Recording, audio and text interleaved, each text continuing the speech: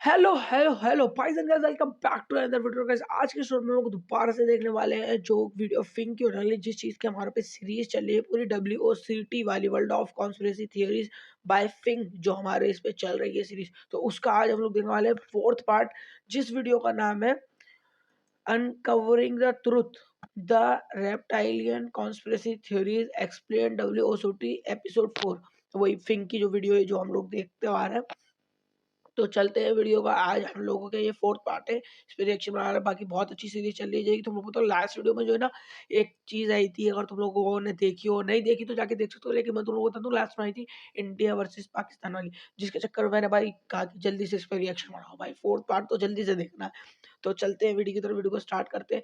और बाकी मैंने माइक यहाँ लगा रखा है क्योंकि जो है ना आगे से आवाज बहुत कम आ रही थी, इसलिए मैंने सोचा यहाँ लगा तुम अब की आवाज सही आएगी। तो तुम लोग बताना आवाज अब सही आ रही है नहीं आ रही, तो बाकी मैं एडिटिंग में भी देख लूँगा। और अगर तुम लोग देखना चाहते हो किसी और चीज़ पे रिएक्शन, जैसे कॉन्स्पिरेसी थ्योरीज पे हम बना रहे हैं, हॉरर वीडियोस, मीम्स पे मैं बनाता हूँ, लेकिन अगर कुछ ऐसी चीज़ें जो कि तुम देखना चाहते हो, इस पे मैंने रिएक्शन नहीं बना रखा, तो तुम लोग कमेंट सेक्शन में बता सकते हो, उस पे भी मैं लोग रिएक्शन बना दूंगा। तो चलते हैं वीडियो के साथ, वीडियो को अब स्टार्ट करते हैं। To this JB conspiracy, Justin did Bieber. you know Justin is actually a lizard person? Yeah? He's not, but enough people think he A is. mysterious headline popped up on the internet that read, "Hundreds of fans claim they saw Justin Bieber turn into a giant reptile." भाई अगर किसी को नहीं पता ना reptile, तो अब बता देंगे वीडियो में, वरना मैं भी बता सकता था। वीडियो और डिस्क्रिप्शन एडवाइस मैंने पता मुझे रेप्टाइल के बारे में। एक बुक रिलीज हुई थी जिसका नाम था द बिगेस्ट सीक्रेट। इस बुक के पब्लिशर ने एक ब्रीफ डिस्क्रिप्शन दिया था अबाउट द कंटेंट जो इस बुक में है, और इस डिस्क्रिप्शन को पढ़ के कोई भी इंसान मजबूर हो सकता था इस बुक को खरीदने के लिए। और साथ ही साथ ये डिस्क्रिप्शन कुछ ऐसा था जिसको पढ़ के किसी का भी दिमाग घूम सकता है। Advances the theory that the world is a reptilian humanoid. हाँ वही तो रेप्टाइलियन, जिसके बारे में मेरे को पता है, रेप्टाइलियन के बारे में। और बिल्कुल अजीब सी चीज लगती है यार, रेप्टाइलियन ये ऐसे हो सकता है अगर तुम लोग सोचो इसके बारे में। तो रेप्टिलियन ह्यूमनॉइड मतलब किसी बात का कुछ सिर पैर तो कुछ सेंस वही तो बनाए चीज तो ना। इस बात ने काफी ज्यादा ये चीज तो पॉपुलैरिटी थी। गेन कर ली थी, और इस बात के बाहर आने के बाद काफी सारे लोग हंसते थे इस पूरे कॉन्सेप्ट पे, इस बात पे, और साथ ही साथ डेविड आइक पे जो इस बुक के राइटर है। हर कंस्पिरेसी थ्योरी की तरह इस बात को भी ज्यादा सीरियसली नहीं लिया गया, लेकिन साथ ही साथ डेविड आइक को पागल भी डिक्लेयर कर दिया गया। सब लोग बोल रहे थे कि डेविड आइक पागल हो चुका है और कुछ भी बोल रहा है इस पर। लेकिन आगे आने वाले सालों में काफी सारे लोग इस चीज को बिलीव करने लग गए थे कि हमारी दुनिया में जो टॉप के लीडर्स हैं, जो टॉप पे बैठे हुए लोग हैं, वो कहीं ना कहीं रेप्टाइल्स। और इस कंस्पिरेसी थ्योरी के बाहर आने के बाद एक नाम भी दे दिया गया था इन रेप्टिलियन ह्यूमनॉइड एक्स्ट्रा टेरेस्ट्रियल्स को, जो था लिजर्ड पीपल। हाँ पता है मेरे को, the world of conspiracy theories.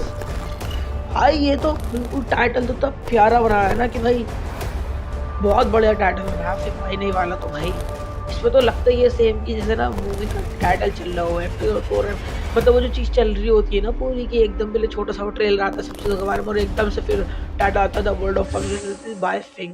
भाई वीडियो और ये सबसे ज्यादा क्रेजी और सबसे कम बिलीव्ड कंस्पिरेसी थ्योरी है। लेकिन साथ ही साथ अगर किसी दिन पता चला कि इस कंस्पिरेसी थ्योरी में कहीं भी थोड़ी बहुत सच्चाई है, तो ये सबसे स्कैरी कंस्पिरेसी थ्योरी भी बन सकती है। और ये कोई मॉडर्न टाइम कंस्पिरेसी थ्योरी नहीं है, ये कंस्पिरेसी थ्योरी बहुत लंबे टाइम से चलती आ रही है, बहुत सालों से चलती आ रही है। लेकिन आज के टाइम में, मॉडर्न टाइम में, ये धीरे धीरे करके बहुत ज्यादा पॉपुलर हो गई है। एक काम करते हैं, टाइमलाइन के थ्रू समझने की कोशिश करते हैं कि ये थ्योरी स्टार्ट कैसे हुई थी, और धीरे धीरे करके काफी सारे लोग कैसे इस कंस्पिरेसी थ्योरी में बिलीव करने लग गए। 29 जनवरी 1939 जॉर्ज वॉरेन शूफेल्ट ने एक माइनिंग सर्वे करने का सोचा एलए में। जॉर्ज वॉरेन शूफेल्ट के पास एक रेडियो एक्सरे मशीन थी जिसके थ्रू वो एलए का सर्वे कर रहे थे। जॉर्ज ने डिस्कवर करा कि पूरे एलए के नीचे एक वेब सा फैला हुआ है ऑफ टनल्स, और वो टनल्स सारे एक साथ ज्वाइन होके एक लिजर्ड की शेप बना रहे थे। और ये डिस्कवर करा गया था कि ये सारे टनल्स कुछ 5000 ईयर्स पुराने, और कहीं ना कहीं ये कंक्लूजन निकाल दिया गया था कि ये सारे टनल्स जो है वो बनाए गए हैं बाय द लिजर्ड पीपल। इसके बाद जॉर्ज शूफेल्ड ने काफी कोशिश करी इन टनल्स को इन्वेस्टिगेट करने की, बट वो कर नहीं पाए। बाद में जाके जब ये बात काफी ज्यादा पॉपुलर हो गई थी और न्यूज़पेपर्स में आने लग गई थी, तो इस पे एक इन्वेस्टिगेशन हुई और पता चला कि जॉर्ज सबको पागल बना रहा था। जॉर्ज की वो रेडियो एक्सरे मशीन भी फॉल्स थी, और ऐसे कोई टनल्स नहीं थे जो लिजर्ड की शेप बना रहे थे एले के नीचे। तो ये बात वहीं पे जाके खत्म हो गई थी। ये बात हो गई 1939 की। अब आ जाते हैं 1940s में। 1940s में एक बुक रिलीज हुई थी, mysteries of the Gobi, and this book was about reptilians जिनके पास शेप शिफ्टिंग एबिलिटी थी। और इस बुक में मेंशन था कि बहुत टाइम पहले ह्यूमंस और रेप्टिलियन स्पीशीज के बीच में वॉर हुई थी ऑन अर्थ ओनली, जिसकी वजह से रेप्टिलियन स्पीशीज ऑलमोस्ट एक्सटिंक्ट हो गई थी और जितनी भी बची हुई रेप्टिलियन स्पीशीज थी वो कहीं ना कहीं जाके छुप गई थी, अंडरग्राउंड हो गई थी। इस बुक के अंदर भी राइटर की तरफ से कुछ एविडेंस दिए हुए थे जिसकी वजह से उस राइटर को लगता था कि ऐसा कुछ हुआ है पास्ट में, लेकिन स्टिल इसको भी हम डिस्कार्ड कर सकते हैं क्योंकि इतना कोई सॉलिड एविडेंस नहीं है। इस बुक के थ्रू बस एक एक्स्ट्रा इन्फॉर्मेशन ऐड अप हो गई थी इस कंस्पिरेसी थियरी में कि जो भी रेप्टिलियन स्पीशीज है वो कहीं ना कहीं अंडरग्राउंड रहती है। अंडरग्राउंड से मतलब है कि जो अर्थ का सरफेस लेवल है उसके नीचे टनल्स के थ्रू या फिर बंकर्स के थ्रू। अच्छा, तो ये जो 1939 का केस है और 1940 का केस है, इनको तो हम पूरी तरीके से डिस्कार्ड कर सकते हैं बिकॉज ये सेंस नहीं बनाती बिल्कुल भी। अब 1940 से हम आ जाते हैं 1947।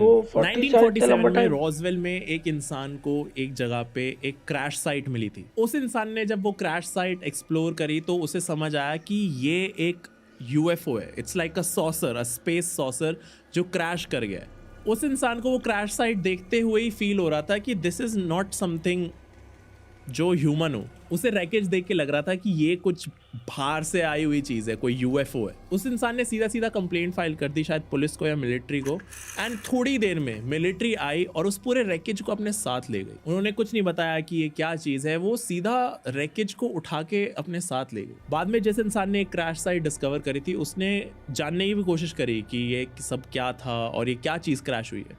तो उस टाइम पे जो उसे जवाब मिले थे मिलिट्री के थ्रू वर कि ये जो चीज़ क्रैश हुई है this is either a UFO और समथिंग जिसको हम एक्सप्लेन नहीं कर सकते। सीधा सीधा मिलिट्री ने उस टाइम एक्सेप्ट करा था कि दिस इज़ अ यूएफओ। कुछ दिन बाद जब ये स्टोरी और ज़्यादा फैलने लग गई और ज़्यादा पॉपुलर होने लग गई तो मिलिट्री ने खुद बोल दिया था कि ये कोई हॉट एयर बलून का पार्ट है जो नीचे क्रैश कर गया था। लेकिन इस स्पेसिफिक क्रैश के बाद काफ़ी सारी यूएफओ साइटिंग्स होने लगी थी, काफ़ी सारे लोगों ने काफ़ी सारे यूएफओज देखे थे और इसके बाद एलियंस का आना और यूएफओज का दिखना और उनका ह्यूमंस के साथ इंटरेक्शन होना, ऐसी काफ़ी सारी स्टोरीज हो बाहर आने सकता है लगी क्योंकि थी। फिर वो और ऐसी एक ढूंढना आ स्टोरी रहा थी हूँ 1967 की of Herbert shimmer. The story comes from an Ashland cop, Herbert Shermer, who said back in 1967 that aliens stopped in his town and brought him on board their ship. और ये स्टोरी ज़्यादा realistic इसलिए थी क्योंकि Herbert was a policeman. Herbert was from Ashland Nebraska. Herbert ने भी एक दो यूएफओ साइटिंग्स खुद देखी थी जिसकी वजह से हर्बर्ट को काफी ज्यादा वियर्ड ड्रीम्स आने लग गए थे। और हर्बर्ट के साथ एक प्रॉब्लम थी, वो कहीं पे भी बैठे बैठे बेहोश हो जाते थे और उठने के बाद उनको रियलाइज नहीं होता था कि वो कहाँ है। तो हर्बर्ट के सारे वियर्ड ड्रीम्स और ये जो बेहोश होने वाली प्रॉब्लम थी, इन सब का सोल्यूशन ढूंढते ढूंढते Herbert went to a hypnotist. Hypnotist के पास जाने के बाद हर्बर्ट को हिप्नोटाइज करा गया और फिर उनसे जानने की कोशिश करी गई कि उनके दिमाग में चल क्या रहा है। डीपर लेवल पे हर्बर्ट ने क्या चीज़ें देखी हैं, क्या चीज़ें एक्सपीरियंस करी है, बिकॉज इट्स वेरी पॉसिबल कि बेहोशी की वजह से उन्होंने काफ़ी सारी चीज़ें एक्सपीरियंस करी हो जो उन्हें याद ना हो। हर्बर्ट ने पहले अपने उस यूएफओ साइटिंग के बारे में डिटेल्स दिए और उन्होंने बाद में आगे बताया कि जो यूएफओ उन्होंने देखा था वो सेम यूएफओ ने हर्बर्ट को किडनैप कर लिया था और साथ ले गए थे। आई नो ये काफ़ी क्रेजी साउंड करता है लेकिन एक वजह है जिसकी वजह से मैं तुम्हें इन्फॉर्मेशन दे रहा हूँ। हर्बर्ट ने बताया कि जब उस यूएफओ के अंदर जो एलियंस थे वो जब हर्बर्ट को ले गए अपने साथ तो वहाँ पे जाके उसने जब देखा तो उसे दिखाई दिया कि जो भी एलियंस हैं या फिर जो भी लोग थे उस यूएफओ में वो सारे रेप्टाइल्स थे। वो रेप्टाइल्स थे और उन सारे रेप्टाइल्स के चेस्ट पे एक लोगो था of a snake with wings. ये बात तो सबको पता है कि हिप्नोटाइज करके इंसान कुछ भी बोल सकता है, लेकिन जिस तरीके से हर्बर्ट को हिप्नोटाइज करा गया था वो इसलिए करा गया था जिससे कि ज़्यादा से ज़्यादा सच पता चल सके। एंड जब हर्बर्ट ने ये सारी बातें बोली और बताया कि ऐसे ऐसे एक स्पीशीज़ है, एक रेप्टिलियन स्पीशीज़ है, एलियन स्पीशीज़ है जो अर्थ पे आती रहती है, तो ये बात काफ़ी ज़्यादा पॉपुलर हो गई थी। लोगों को पता चला कि एक पुलिस ऑफिसर ने ये सारी स्टेटमेंट्स दी हैं तो लोग थोड़े से डर गए क्योंकि being a police officer Herbert के मुंह से निकली हुई सारी बातें कहीं ना कहीं थोड़ी बहुत क्रेडिबल थी। क्योंकि अगर एक नॉर्मल इंसान ये सब कुछ बोलता तो डिस्कार्ड करा जा सकता था, लेकिन अगर एक पुलिस ऑफिसर खुद ये चीज़ें बोल रहा है तो मे भी इस पे कुछ सच है। आई नो अभी तक ये जो भी स्टोरीज मैंने सुनाई वो सारी थोड़ी बिजार है, वेट फॉर इट। ये बात थी 1967 की। अब आ जाते हैं 1999 में। डेविड आइक, a very famous footballer, turned into a politician बनने के बाद काफ़ी टाइम पॉलिटिक्स में स्पेंड करने के बाद he turned into a radio host and radio host रहते रहते ही रोट अ बुक जिसका नाम था the biggest secret. Biggest secret का डिस्क्रिप्शन मैंने तुम्हें बताया ही है, लेकिन बिगेस्ट सीक्रेट में कुछ डिटेल्स मेंशन थी, details about the reptilian species जो शायद हमारे साथ अर्थ पे ही रहते हैं। बुक में मेंशन था कि ये जो पूरी रेप्टिलियन स्पीशीज है ये एक दूसरे प्लैनेट से आई हुई है और उस प्लैनेट का नाम है अल्फा ड्रैकोनियस। और इस बुक में ये डिटेल भी मेंशन थी कि ये स्पीशीज प्लैनेट टू प्लैनेट भी ट्रैवल कर सकती है। बुक में ये भी लिखा हुआ था कि ये जो रेप्टिलियन स्पीशीज है इनके अंदर एबिलिटी होती है टू चेंज देमसेल्व्स। ये स्पीशीज खुद को ट्रांसफॉर्म कर सकती है और अभी के टाइम में इस स्पीशीज ने खुद को ह्यूमन फॉर्म में ट्रांसफॉर्म करके हमारे साथ सेटल डाउन कर लिया। और सवाल ये आता है कि ये स्पीशीज कैसे ट्रांसफॉर्म करती है ह्यूमन फॉर्म में? By eating human flesh and drinking human blood.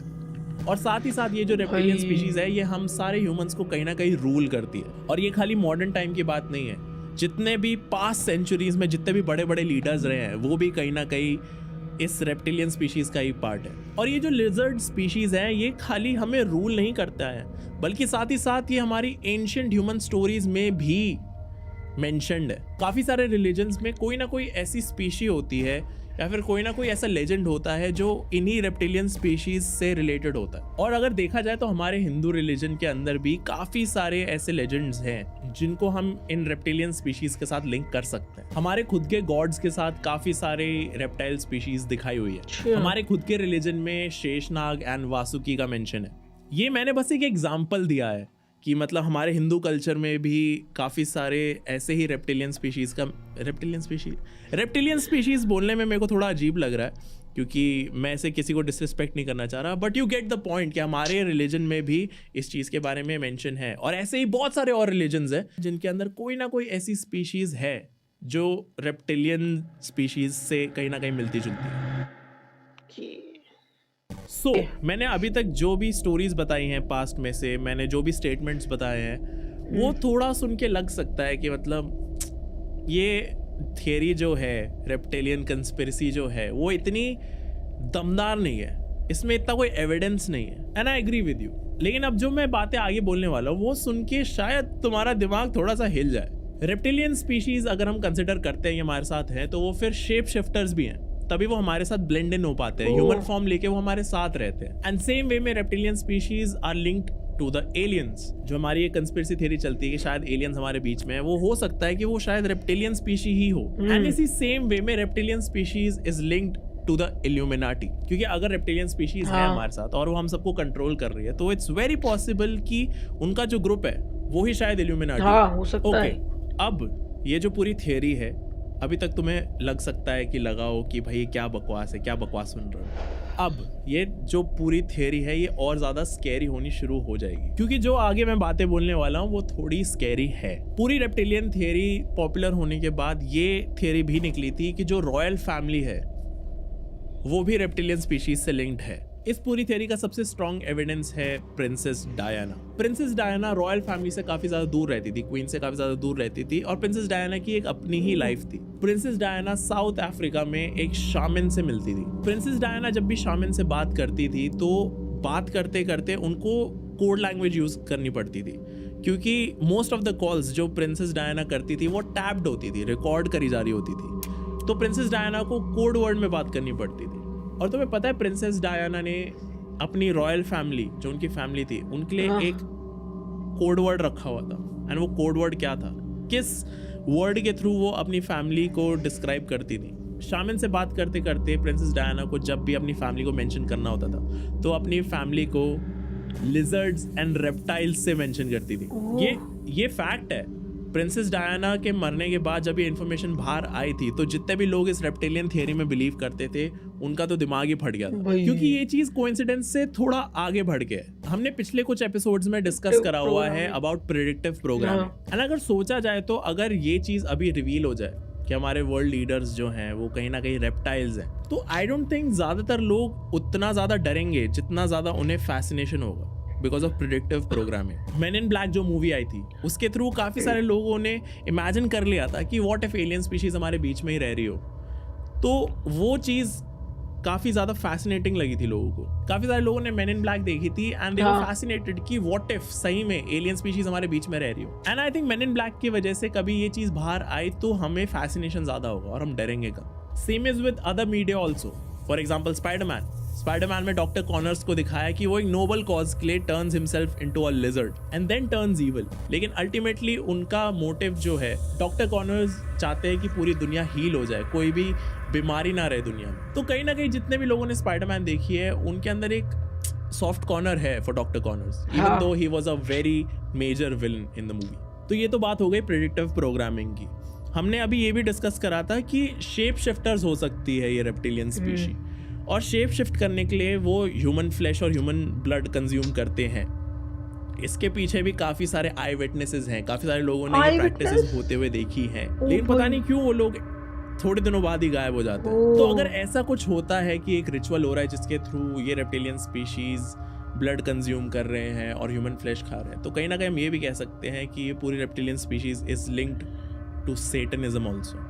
I know ये थियरी बहुत बिजार है और हो सकता है पूरी वीडियो तुम यही सोच रहे हो कि हमने क्या सुना है अभी। इस कंस्पिरेसी थ्योरी पे रिसर्च करते हुए मेरे को कुछ फुटेजेस मिली हैं जो मैंने देखी थी और मैं हिल गया था। इन फुटेजेस के थ्रू कहीं ना कहीं ये देखा जा सकता है कि शायद जो रेप्टिलियन स्पीशीज हमारे बीच में रह रही है, जो पावरफुल लोग हैं, उनसे भी कई बार गलती हो सकती है, और वो भी कहीं ना कहीं गलती से कभी कभी रिवील कर सकते हैं कि वो शायद रेप्टाइल्स हैं। एक बार खुद देखो। ओह अच्छा, शेप शिफ्टिंग ग्लिच।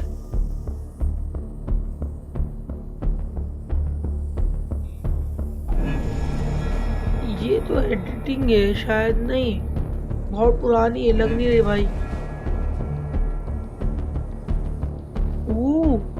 ये बहुत पुरानी वीडियो है, ऐसा लग नहीं रहा, उस टाइम पे लगी नहीं था कि ऐसी एडिटिंग हो पाएगी। और शिफ्ट हो रही है एकदम से, देखो एकदम से हो रहा है और एकदम से, और एकदम अजीब भी शो, बंदे ने कुछ पता भी नहीं चल लिया भाई। वो पीछे से कैसे घूर रहा है और उसकी आंखें, लिजर्ड आईज, हाँ वही तो आंखें। ओह उसकी जुबान,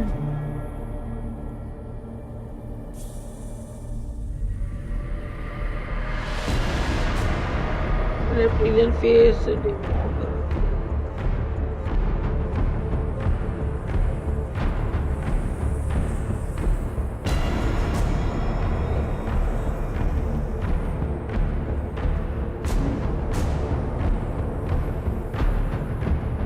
अजीब चेहरा सर ये, हाँ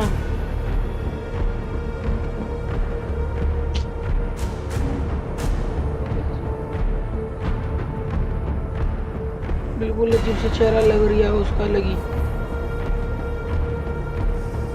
और अब सही हुआ है देखो, reptilian eyes. You can see his pupils change, everything. Look at that. It's not even the same person. Please, somebody try to give me a logical explanation for that. Good. See the eyes shine through his lids? That's a clear sign of the reptilian shapeshifters.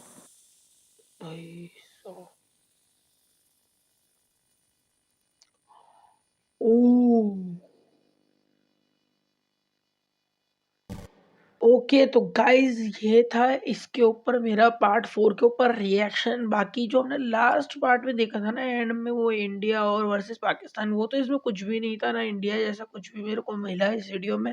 बाकी तुम लोगों को अगर video पसंद है तो like कर देना, सब्सक्राइब कर देना, शेयर कर देना। और तुम्हें क्या लगता है कि ऐसा सच में है? मेरे को तो लगा, देखो जहाँ तक हमने फोटोज देखी है, बहुत सारी फोटोज वीडियोस रियल हैं और ये हो सकता है। बाकी तुम लोग तुम्हें क्या लगता है और कमेंट सेक्शन में जल्दी से बताना। और तुम लोग बताना कि हमें किस और चीज़ पे रिएक्शन देना चाहिए, और पार्ट 5 पे अगर चाहते हो तो जल्दी से रिएक्शन बनाऊंगा पार्ट 5 पे भी। बाकी तुम लोगों को वीडियो पसंद लाइक कर देना, सब्सक्राइब कर देना, शेयर कर देना, इंस्टाग्राम पर जरूर फॉलो कर लेना। और अगर इसकी लास्ट पार्ट नहीं देखे तो जाके देख सकते हो, पूरे प्ले लिस्ट पड़ी हुई चैनल पर। बाकी मैं चलता हूँ, मिलता हूँ, तब तक प्लीज एंड बाय बाय।